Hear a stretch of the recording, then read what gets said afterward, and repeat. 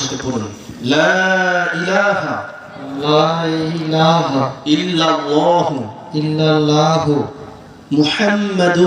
মুহাম্মাদুর রাসূলুল্লাহ। আবার পড়েন, লা ইলাহা ইল্লাল্লাহু মুহাম্মাদুর রাসূলুল্লাহ। আল্লাহ তাআলা ছাড়া ইবাদত পাওয়ার সত্যিকারের কোন উপাস্য নেই, মাবুদ নেই। হযরত মুহাম্মদ সাল্লাল্লাহু আলাইহি ওয়াসাল্লাম আল্লাহর প্রেরিত রাসূল, আশহাদু আল্লা ইলাহা আশহাদু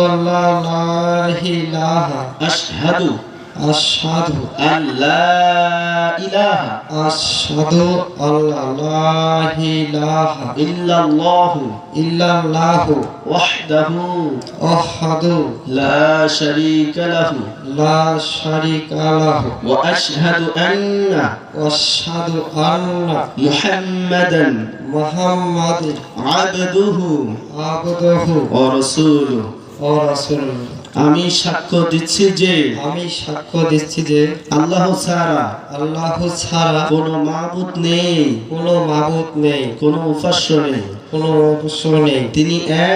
তিনি এক অদ্বিতীয়, তার কোনো শরীক নেই। আমি আরো সাক্ষ্য দিচ্ছি যে হযরত মুহাম্মদ সাল্লাল্লাহু আলাইহি ওয়াসাল্লাম আল্লাহ তাআলা বান্দা এবং রাসূল।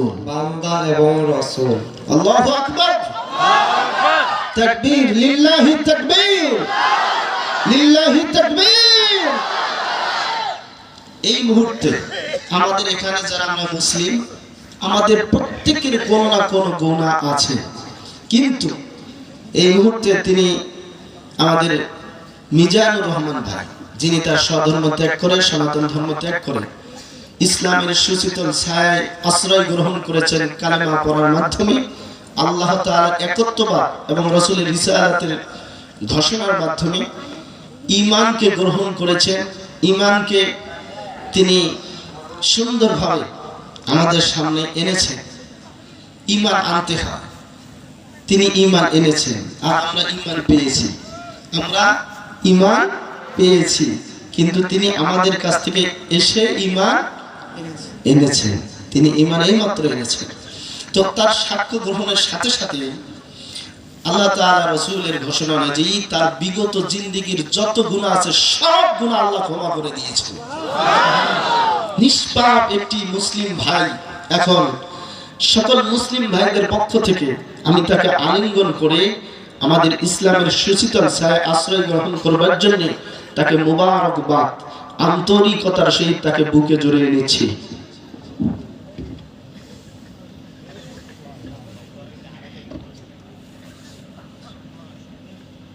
লিল্লাহি তাকবীর।